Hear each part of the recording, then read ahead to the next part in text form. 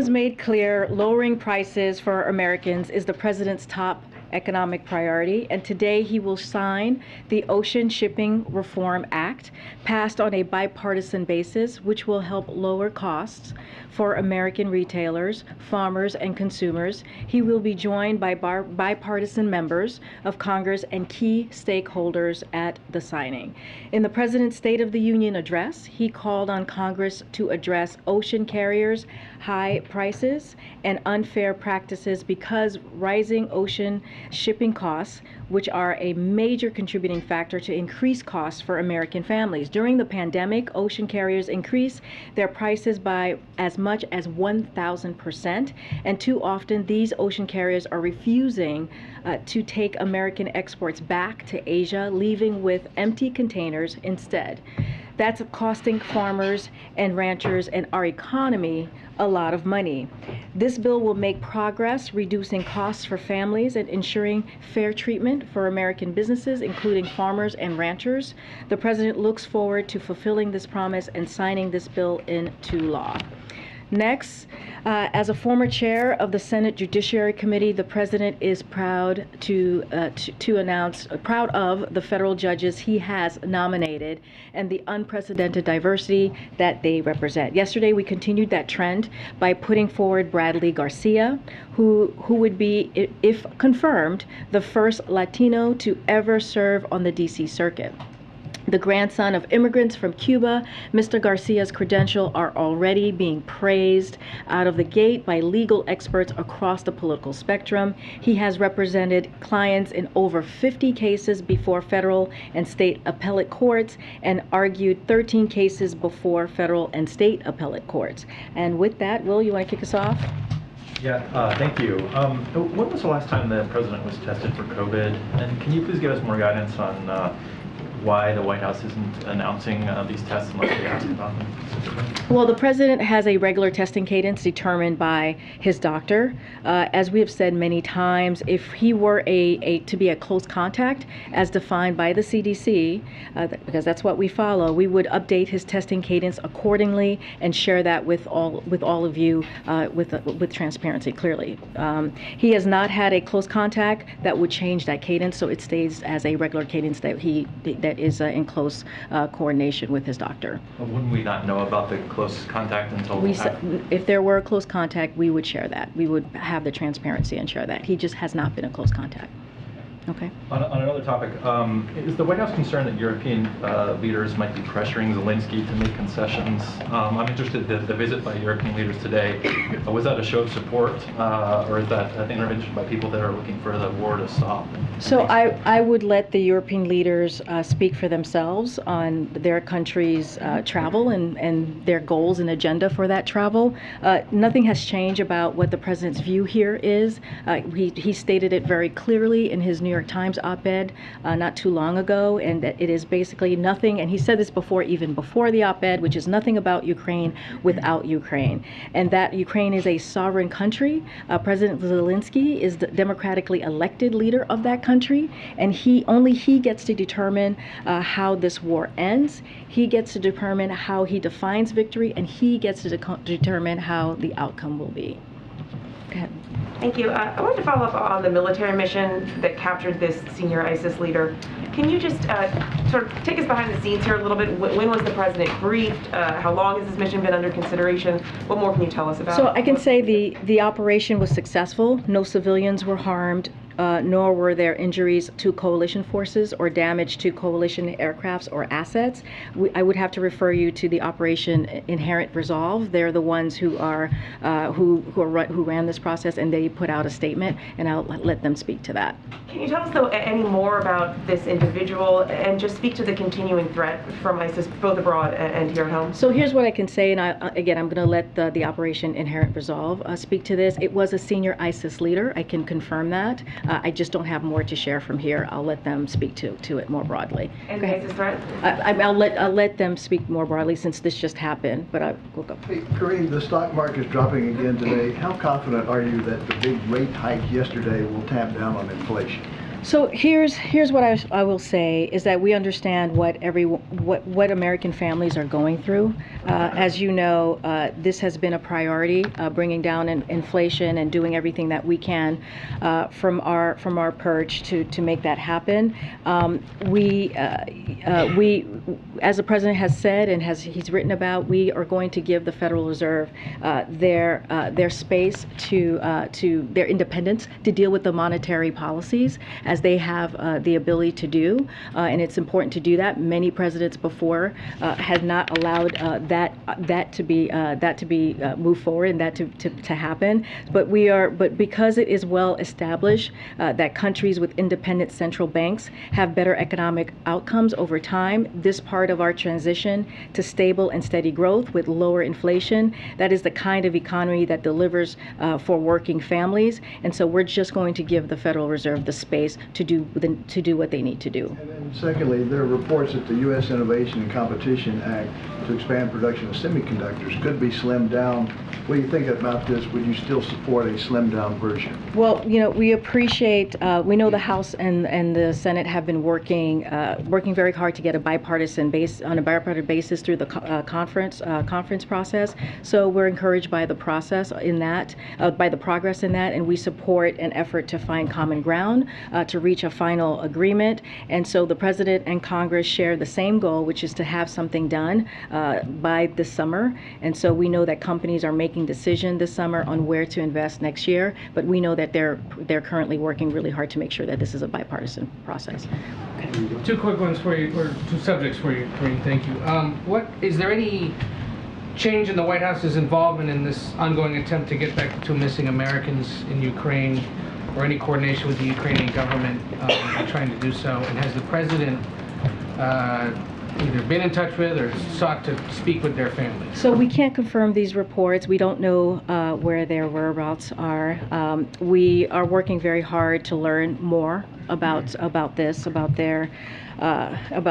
Americans who are now missing. Our hearts go out to their families during this difficult time that they're going through. It's worth repeating, and we have said this many times, that it is not the time to go to it's not the time for Americans to go to Ukraine during this time of war. The State Department has put out numerous travel advisories warning Americans not to travel there and urging Americans to leave immediately if you are. You mentioned the president's the former chairman of the Senate Judiciary Committee. He was involved in the confirmation of Clarence Thomas. There are reports this morning about his wife and her interactions with John Eastman, the attorney who was pushing the idea that Vice President Pence could do something to block the certification. And now the January 6th committee says they are planning to talk to her. Yeah. Does the president have any concern about Justice Thomas continuing to serve on the court, or would he perhaps suggest that he should recuse himself from any cases that come before it regarding January 6th? So that is something that the court has to decide. That is not for us to comment on. I can say this: we have full confidence in the Select Committee, January 6th Select Committee, and it is for them to decide how they're going to move forward on their particular process that they're going through. Does he plan to watch the hearings today or in the coming days? I think he had said this before, and I've said this a couple days ago. He's probably going to catch it here and there. He has a busy schedule. I'm sure folks around him, his senior staff, will update him as needed. Okay, Peter. Thanks, Karine. Why is the president saying that Why is the president saying that inflation is worse everywhere but here? Because what we have seen across the globe, first of all, inflation is a global challenge, as we have said. It is caused by clearly the pandemic, this once-in-a-generation pandemic that we are coming out of, and also most recently the war that Putin started in Ukraine that has caused inflation as we look at food and as we look at gas prices. So if you look at globally other countries, and if you look at where we are economically, when you think about the Group 7, the G7, we are in a much stronger place than we are economically than the rest. And also, I did look globally though. He says that inflation is worse everywhere but here. That's not true. U.S. has worse inflation than Germany, France, Japan, Canada, India, Italy, Saudi Arabia. Well, so why is he saying that? I think what we are saying is that when you talk about inflation, it is a global thing. And it is not just about the United States. This is something that everyone is feeling because of coming out of once in a lifetime pandemic, because of the war that Russia has started in Ukraine. Okay, why isn't the president asking oil companies to drill more here in the U.S.? Let me just give you a little bit of a rundown of why we are here. And just because I know his letter was a lot about refining and increasing refining, but that's a lot of oil that comes in from overseas. So why isn't he asking companies to drill more here in the U.S.? Well, hold on. So here we go. So this is where we are. I'm going to give you a little bit of a rundown of why we are here and what's going on and why we wrote the letter. So due to decreased demand at the start of the pandemic, U.S. oil refineries reduced their capacity by more than 800,000 barrels per day. Now that consumers' demand has returned thanks to the president's recovery plan, oil refineries have still not brought refinery capacity back to the pre-pandemic level. So that is the problem, and that is what we're trying to address. At the same time, Putin's invasion of Ukraine put pressure on global supply, and gas prices have gone up by nearly $2 since before the invasion. So President Biden has taken historic actions to elevate this pressure, releasing record amounts of oil from the Strategic Petroleum Reserve and relaying the world to release oil to. That's at 240 million barrels of oil that he was able to do with his partnership. And so we are now at the highest levels of domestic production. So we actually have of crude oil since April of 2020, with an additional 9,000 approved drilling permits that remain unused, but refinery capacity needs to come back too. So that is what the problem is. We need them to actually refine the crude oil, which is not happening, and that's what we're calling on oil companies to do. Why not just drill more here in the U.S. though? Because we don't need to do that. What we need them to do is, with the oil that's out there, we need them to refine that oil so that the capacity could go up, and then prices would go down. Inherently go down. And so I know the president once said that he was going to end fossil fuel. Is that now off the table? No, we are going to continue to move forward with our clean energy proposal, our climate change proposal. Is that the priority? Climate change over gas prices? No, that's not what we're saying. I'm answering the question. Is his priority lowering gas prices, or is it addressing climate change? First of all, you can do both at the same time. What we're trying to deal with right now is how do we lower cost for American families. And one of the things that we are seeing currently right now with oil refineries is they are using this moment that there is a war in Ukraine to actually make a profit.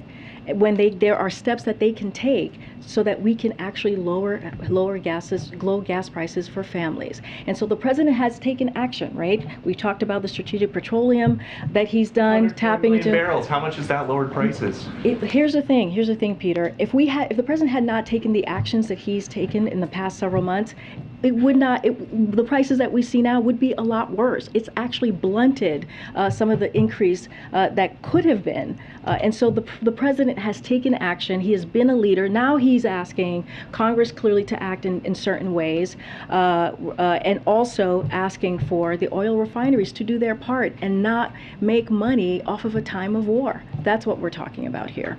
Go ahead, Peter. I want to follow up on a couple questions. First, the AP asked you, the first question out of the gates was when the president was last tested. We just didn't get an answer to that. I did.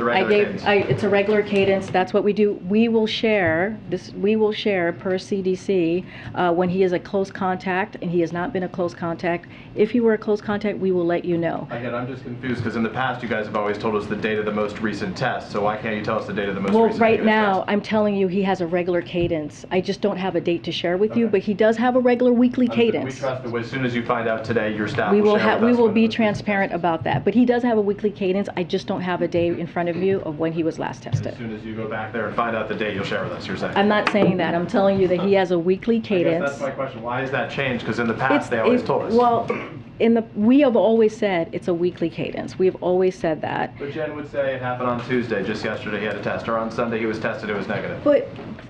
But he hasn't been a close contact. What we have said now is that if he is a close contact, according to the CDC, what close contact of that the definition of a close contact, we will share that with you. And then that's when his testing cadence would change. His testing cadence has not changed. He gets tested once a week. I don't have the date in front of me at this time. So he gets tested once a week. That's because in the past It's a it had been weekly. more regular It's a than weekly. that. No, it actually has never. It's always been a weekly cadence of getting tested. So he's only been tested once a week for the entirety of the time the president. That's not what I'm saying. What I'm saying is what we normally do is he gets tested weekly, and that's been his cadence as when he's talking to, as in coordination with his doctor. There has been times where he's tested more than that because we've traveled. When we traveled, we've all had to take tests as we're traveling or other things. Or when he went to the White House Correspondents' Dinner, we had to test as well. So sometimes it's not once a week. But I'm saying to you right now, it's a weekly testing cadence. That's what we do as it's coordinated with his doctor. Please understand that we're requesting to know as soon as you can. Tell us when the most recent test was, acknowledging it's a recent test. Let me ask you, we saw the letter Well, that he wrote. I'm already telling you he's get tested regularly in a weekly test. But I'm saying our request continues. So the gist and I'm telling you that he gets tested weekly. Okay, so go ahead. let me ask you about the oil companies, if I can, really quickly. For sure. We saw the letter that he wrote to them. They called for them to be in touch with the Energy Secretary to convene an emergency meeting on that topic. Can you have any update on when that meeting will take place? We're finalizing details, and we'll be sure to pass that along as soon as we can. The president noted in his letter what he wants to do, and what he wants to make sure is that that we create a forum so that the oil companies are able to put forth ideas. But he's willing to do everything he can using reasonable tools to get things done. And he wants them to put forward ideas, but beyond that, I think he wrote a letter and he said, hey, I'm calling on you to do this. You said they need to be patriotic. In real terms, what power does the president have here? How can he compel these companies beyond, in effect, begging them, asking them to do anything? Well, that's one of the things that we want to do is have this meeting and hear from them and hear what the ideas that they come forth with, and maybe there's a way that we can help them meet that capacity. So he does want to create an environment, which is what the Energy Department is going to do, hopefully in the next couple of days, to sit down with the oil companies and try to figure out how do we do this in a way that both sides can agree on. Thank you. Okay. Okay. I have two topics, but really quickly, just following on Peter, has the White House changed its policy on how much you will disclose to us about president testing? It's not. I was asked, has he been tested? I'm saying that he gets tested weekly, and that's what we actually have said. I do not have a date when he was tested this week, but he is tested weekly as it is, in coordination with his doctor. We've always said that. We have always said that he tests weekly. Seems different than in the past. Well, you're asking me when he was tested. I'm saying that I don't have a date for you at this time. But you're also saying you're not going to share with us the date. Well, because he gets tested weekly, and we have said once if he becomes a close contact, we will share that with you. But if he's not a close contact, then you just know that he gets tested weekly. So if he has not had a close contact, you're not going to tell us the date of his most recent test. I'm telling you, he gets tested weekly. Okay. Why is there hesitation though for that? This is different than in the past. Yeah, I don't get that. We have previously been told when he got his most recent test. I am saying to you, I don't have a date for you right now, but he gets tested weekly. As we've said many times, if he were a close contact, as defined by the CDC, we would update his testing cadence accordingly and share that with you transparently. That's what, if he's a close contact, we will share the date with you. He has not had a close contact, that would change that cadence. Okay, I want to move on. But second, we would like to know when he was tested. I mean, that's what we've been saying for some time now. There are reports the White House is weighing a series of executive actions if Roe is overturned, things like a national health emergency or fighting state efforts to criminalize travel for abortion.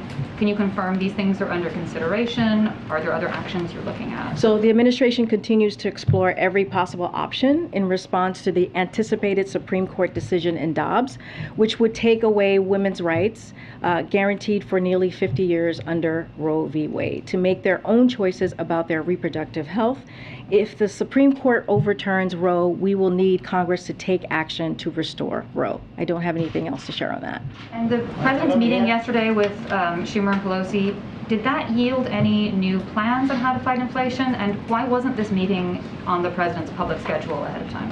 It was a private meeting that the president had. We don't advise all the meetings, just like his conversations that he has with members of Congress. I'm not going to go into detail what was discussed, but he has regular conversations with members of Congress.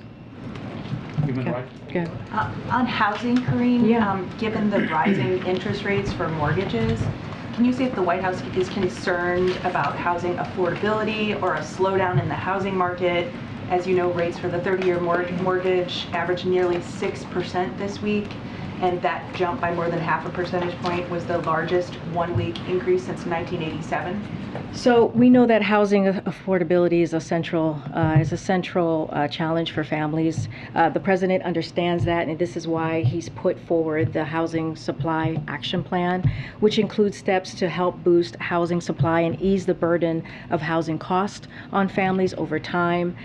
So now with the federal actions constitute monetary policy, as we know, which is different. Monetary policy actions help bring inflation down as mortgage rates increase. Demand in the housing market should cool. This is part of our transition to stable and steady growth with lower inflation. That is the kind of economy that delivers for working families. But again, we have that's why the president put forth the Housing Action Plan as well, to help families as much best as he could. Yeah. Karine, I know this has come up a number of times in recent weeks. The question about tariffs and when a decision specifically regarding China and exclusions might be made. And I guess I'm wondering, can you give us any sense of sort of what is under consideration and what possible timeline we might be looking at? So we don't have anything to share or preview at this time. It is under consideration. We are discussing this. We just don't have anything for you to share at this time. About what is being considered? No, not at this time. Hey, Karine, not to belabor this too much longer, but can you articulate a little bit when the White House is committing to releasing results of the president's testing? Because it's not only the cadence that we're asking about, it's when the last time he tested negative. No, I understand. And so what I'm trying to say, and this is in consultation with his doctor. The president has a regular testing cadence. We have said before that he tests weekly, and again, as we've said many times, if it were to be a close contact as defined by the CDC, we would update his testing cadence accordingly and share that. We would share what that would look like and be transparent about that. He has not had a close contact. Because he has not had a close contact, we have not changed that cadence, and it's something that happens with his doctor. I do not have a date for you as to when he was last tested. Has he ever tested positive? No, he has not. Not that I know of. We would share that. I think that is something we would share because then that would change his testing cadence clearly if he had a close contact, and so we would share that with you and be transparent about that. We would be transparent about that. Okay. Quickly, I wanted to return to something earlier in the week. You were asked whether the president believed that Crown Prince Mohammed bin Salman was responsible for Jamal Khashoggi's death, and you didn't fully answer that, and I wanted to sort of give you another opportunity on that, but also ask if he disagrees with the U.S. intelligence assessment, which has reached that conclusion. So let me just say this, as we've said many times here, the murder of Jamal Khashoggi was something that many of us around the world took very, very seriously. But I can assure you, but I can say that when the president walked into this administration, when this his first year, he made sure that we had that there was a report. The report was released, and in that report, it had the Khashoggi ban, which is a visa restriction policy. He wanted to make sure that that was out there, and let me tell you a little bit about that. It allows the State Department to restrict visas for individuals who are acting on behalf of a foreign government, use tools of repression against people abroad who criticize their government. This includes those who suppress, harass, surveil, threaten, or harm journalists, activists, or other persons perceived to be dissidents for their work. And we can tell you we've used that ban 70 times. The visa restrictions applies to countries worldwide. And so that was something that was incredibly important for the president to do. And look, when it comes to human rights, when it comes to that type of leader-to-leader conversation, this is a president who's a straight shooter and who will not shy away from having that conversation. So again, we issued an extensive report on Khashoggi's murder, and we instituted that ban, as I just laid out, and so that was something that was important for the president to do, and you've heard from him, and he's talked about that. But I'm still not hearing you say, yes, he agrees with that assessment that NBS authorized the killing of Jamal Khashoggi. What I can say to you is that, again, we issued this extensive report, and we've imposed sanctions or visa restrictions on over 70 Saudi individuals and entities, including the Saudi Royal Guard's Rapid Intervention Force. And as we have emphasized, then it was important to reorient but not rupture relations with Saudi Arabia. And so that was something that was important to do, but we released the report. We've used the ban multiple times, and this is something that we take very, very seriously when it comes to human rights. The president will not shy away from having those conversations, especially when he is on this trip. But the executive summary of this report says, we assess that Saudi Arabia's Crown Prince Mohammed bin Salman approved an operation to capture and kill. And he released the report, right? This is a report. That assessment. I'm telling you, this is something that the president took very, very seriously, and he released that report. So clearly, he would not release that report if it is not something that he believed in, right? So yes. So, I mean, I'm trying to answer the question. All right. Follow up. Yeah, go ahead. Go ahead. Karine, on baby formula, back on May 22nd, Secretary Vilsack said that an abatement of the shortage will be seen within the next 30 days. We're coming up on that 30-day mark. You guys keep announcing regular announcements of these flights that are coming over, millions of bottles worth of formula. But when are American families going to see, this situation resolved, an actual progress where the shelves are full once again, and this problem go away? So, as you know, the president has made this a priority, right? He has used his authorities to make sure that we can do everything we can to help get baby formula on the shelves, and that's what he's done with the DPA that he authorized, which has helped. And I can say that we announced the 7th Operation Fly Formula mission, which will transport. This happened yesterday, which will transport the equivalent of close to 550,000 bottles of Nestle specialty formula from Switzerland to Louisville, some of the most high demand formula in the United States right now. In addition, when working with domestic manufacturers to wrap up production, including by invoking the Domestic Production Act, as I just mentioned. If you look at Abbott, their supplies plan increased production by 25%. Rickett has said it has been able to increase its amount put to the market by 30%. Gerber has said it increased additional supply to the marketplace by 60% since the recall. So we are doing everything that we can, entering into a consent decree agreement between the FDA. So we're going to continue to work. We're going to continue to make sure that we deliver for the American families, get that, make sure that we get healthy formula. We have to remember how this all started, right? This all started because Abbott, there was a safety concern at Abbott.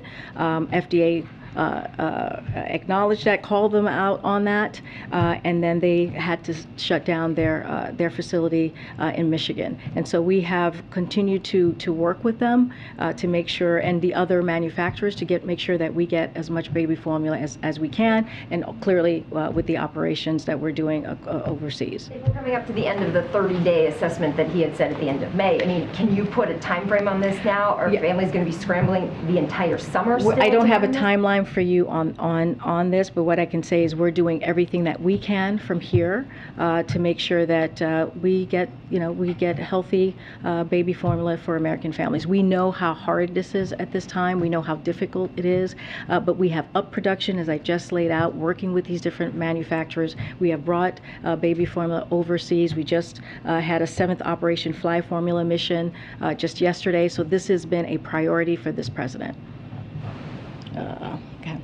Thank you. I know you just said you don't have your own confirmation about the reports of these 2 Americans in Ukraine, but given that their families are among the people saying this happened, it does seem like something has happened.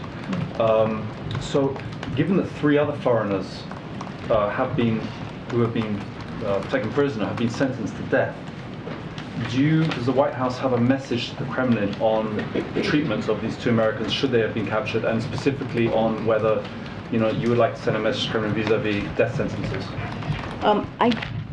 So when it comes to wrongfully detained and holding hostage Americans as bargaining chips, represents a threat to the safety of everyone traveling and working and living abroad. The United States opposes practice everywhere, and we have been very clear about that. The welfare and safety of U.S. citizens abroad is among the highest priorities of the government, and so we continue to work aggressively in trying to get back some of the wrongfully detained Americans out there abroad who are being held hostage. I don't have anything more to say on that. When it comes to the other the two who are reportedly missing, we just can't confirm that at this time. And again, our hearts go out to the family, but it's not something that we can confirm from here. There are, whether they've been taken prisoner or not, there are a bunch of Americans in Ukraine in combat and so on. Would there be consequences for Russia if they do to them what apparently they've already decided to do to 3 other foreigners? I can't speak to that at this time, but I can say it is something that we are watching, that we call out. I just don't have anything to share on what our actions are going to be. Go ahead, Ed. Go ahead, Ed. Yeah, thanks, Karine. So the Federal Reserve is predicting that GDP growth for the next 2 years will be 1.7%, under 2%, under 2% for the next 3 years. So is this what the president considers stable and steady growth? What I can tell you is that we believe that we are in a transition right now, coming out of a economic recovery, a historic economic recovery, because of the work that the president has done this past year and a half. And so we believe that we'll be in that transition. We're going into that transition of stable and steady growth, and we're going to continue to do the work that the president has laid out to lower inflation. And so part of that is letting the Federal Reserve do their part, they have the strongest monetary policies to really deal with this. We're not going to speak to that. We're going to let them be independent. But the way that we're seeing this is we are on a track to have that transition to be in that stable growth. But are you just lowering expectations then? What do you mean by lowering expectation? For the economy going forward, for Americans to expect growth and see inflation come down?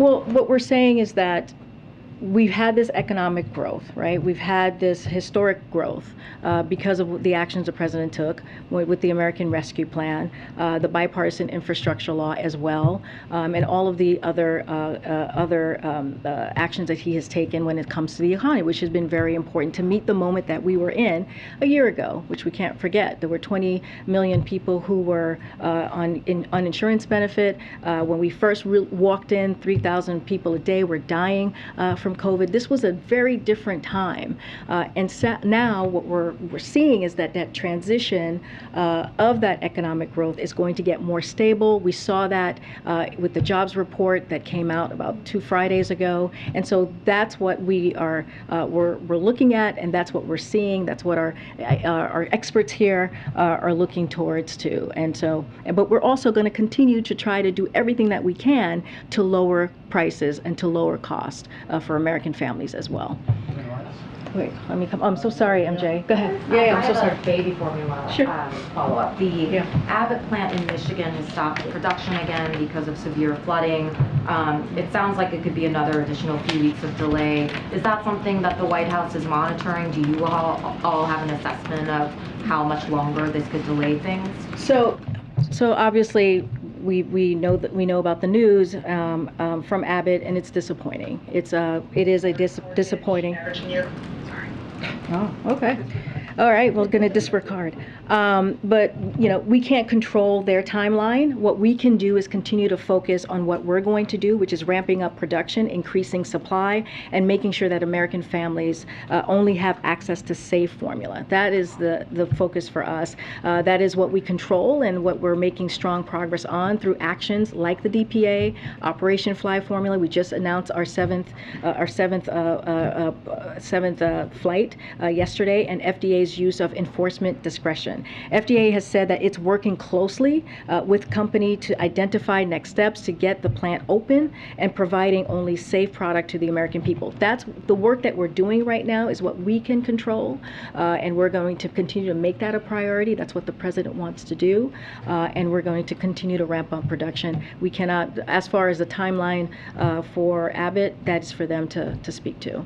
In a different shortage question, there's a shortage of tampons, and just wondering if that is on the White House's radar. I mean, is that something that the White House is concerned, could turn into a full-blown crisis? And are there any other sort of essential products that the administration is watching closely that could come down the pipeline as another shortage crisis? That's a great question. I would have to check in with the team on what they're tracking. I don't have a list for you right now, but I would just have to track it with the team. Can I just do one quick follow-up to Peter's question about the letter to the oil companies?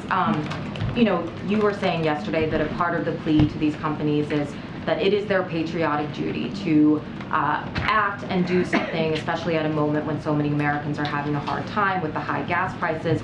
I mean, these are for-profit oil companies we're talking about, right? So does the president have any, reason to think that these companies, because of a letter from him, will behave differently? And barring that, I mean, are there any policies, regulations that he can resort to make sure that he is sort of forcing their hand? So the way the president sees this is he has to do everything that he can to make sure that he, in this particular scenario, try to make sure that we lower gas prices for the American public. He has taken actions, as we've listed out, when it comes to the ethanol 15, the homegrown biofuels, which is going to lower prices in more than 1,000 gas stations around the country. That's going to be really important. The strategic petroleum is going to be very important, and it has actually had an effect, but we're still, because of Putin's war, we're still seeing Putin's tax hike, we're still seeing $2 more of an increase per gallon since Putin started amassing his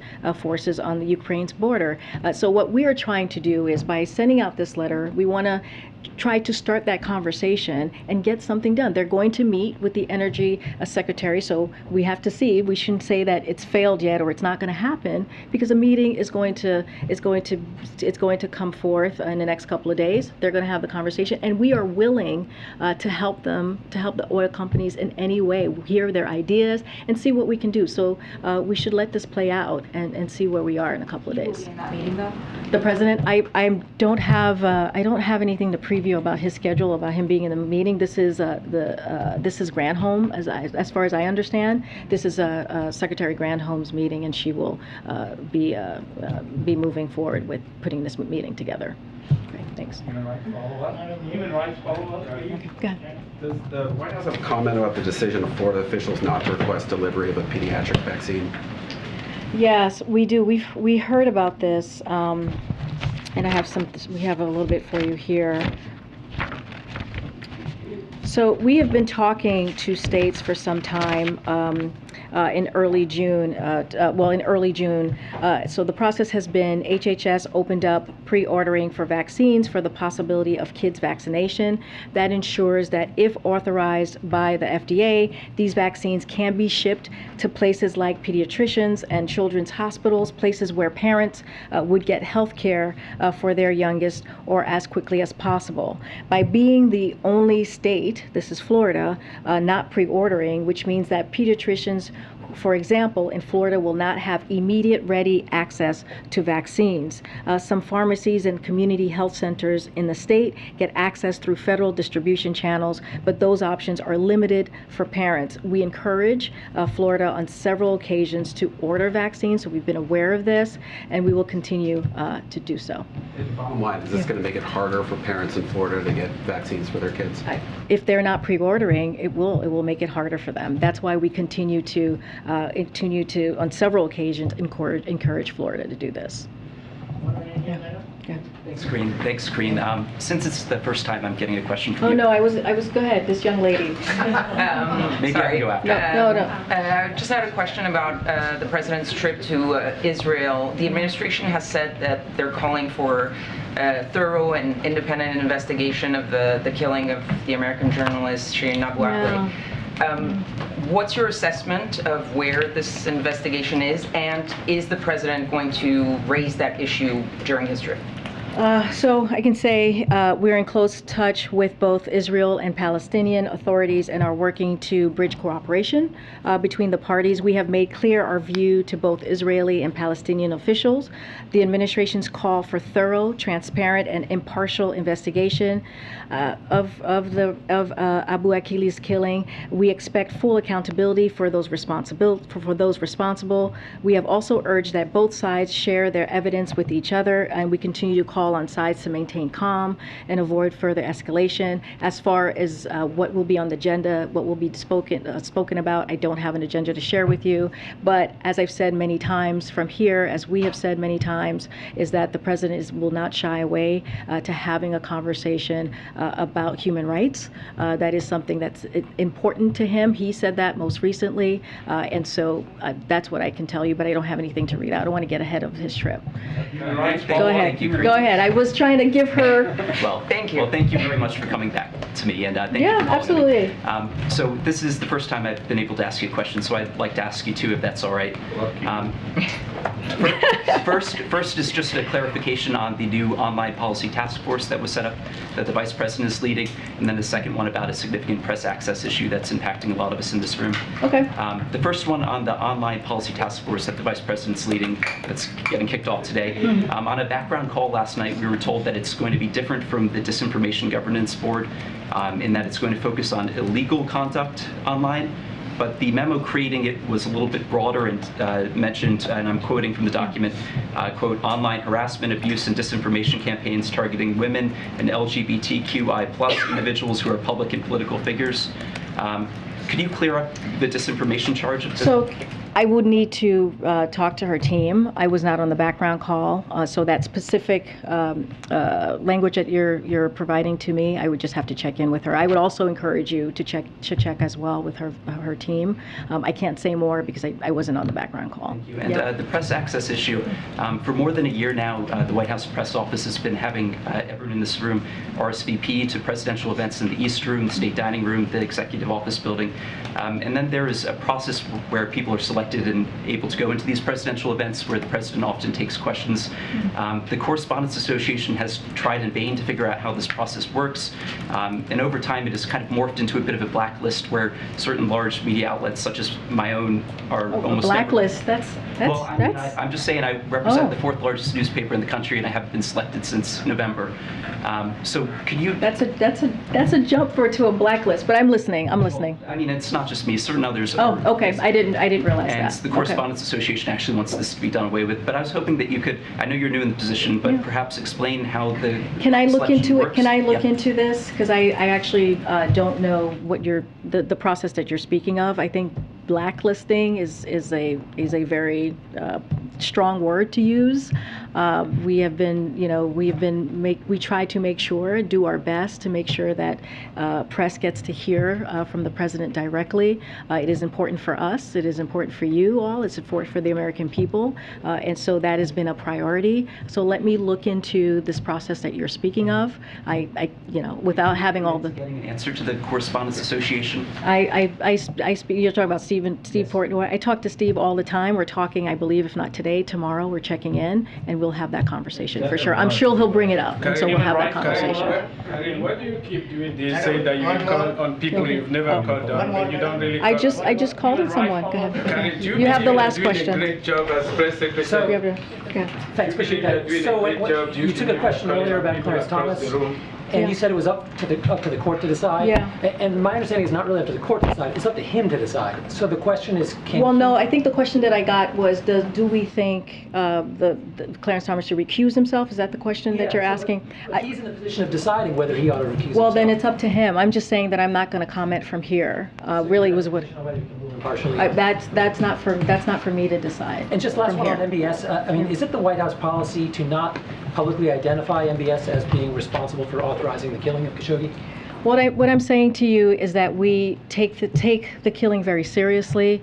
We put out a report. I just laid out what the Khashoggi ban actually did, just to be more the visa and what specifically the ban did, and also how we've enacted it.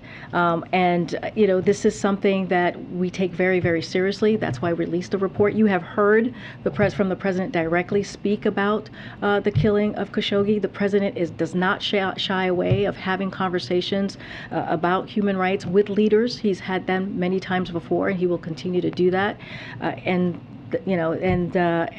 this is again, this is something that we take very, very seriously. Thank you all. Human rights policy. Thank you. Yep.